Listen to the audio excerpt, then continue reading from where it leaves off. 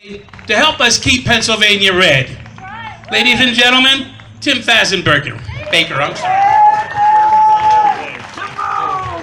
I know. Hey, everybody. I love you too. I've been called everything, so it's okay. It's Fazenbaker, but as long as you call me something, it's all right. Yes, I am from Baltimore. There's a bunch of Marylanders here today, and we're going to get into why that is.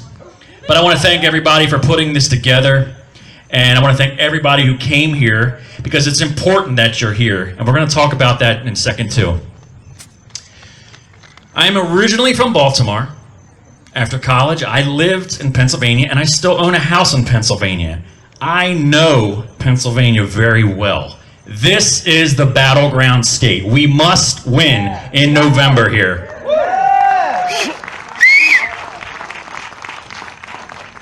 I brought a lot of friends from Maryland. We're going to talk about what we've been trying to do there, and we're here because Pennsylvania is the most important state to us right now for this election, and that's why we're here. We want to help. I ran for Congress in Baltimore area. I lost by only 821 votes in the primary. Let that sink in again, because every vote matters. And in Pennsylvania, every vote matters.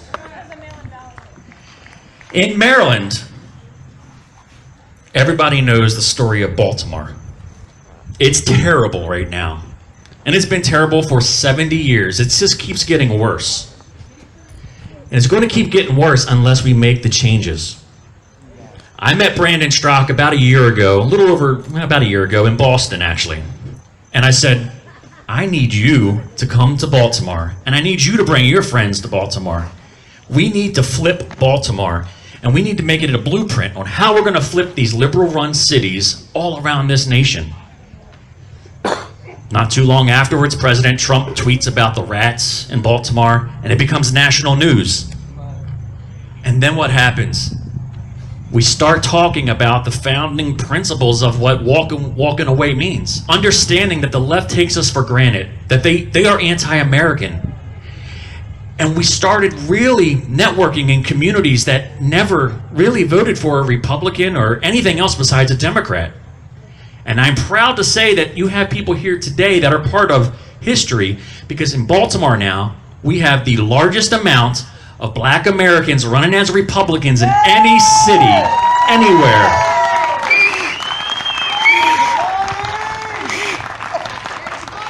We even had multiple black Republicans and not even win in certain primaries. That's how important it is, and that's how it's switching in major cities. Now, I've worked plenty of years here on the east side of Pennsylvania, in the Philadelphia area. I'm very familiar with this area here, and it's turning more and more blue. But we're going to stop that.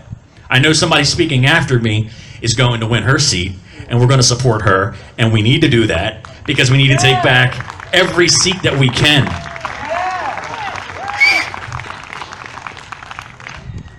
I got a lot of good friends that are going to be coming up and speak, so I'm proud of them. So I just want you to know, you're doing the first step in what needs to happen. Attending rallies, sharing things on social media, talking to people.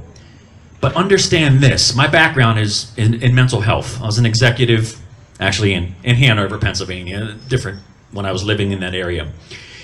And what I bring to the table, and I try to tell everybody, is if you are like-minded and you're on the right, typically, you think with ration. But it doesn't work when you try to convince somebody on the left that, hey, look, 1 + 1 = 2. They don't care.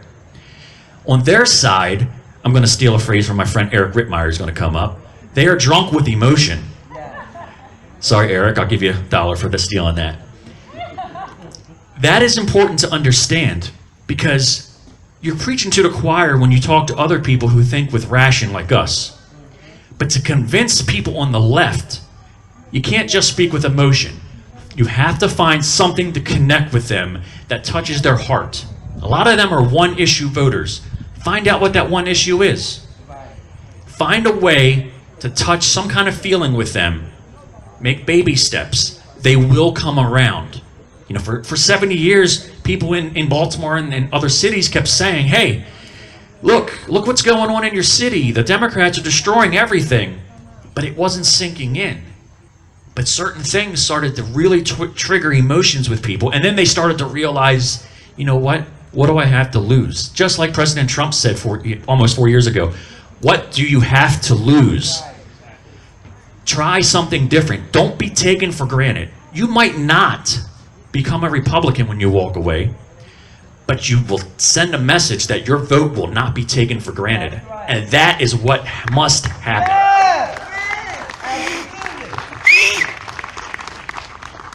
So I'm going to leave you guys with this.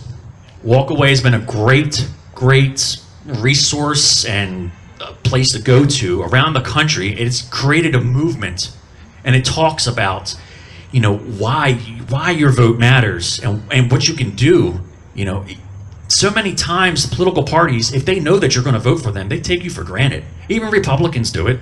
They know if you're conservative, you're going to vote for them because you'll never vote for the other side. Make your voice and your vote matter. Thank you, everybody. I'm Tim Fazenbaker. I'll see you guys soon.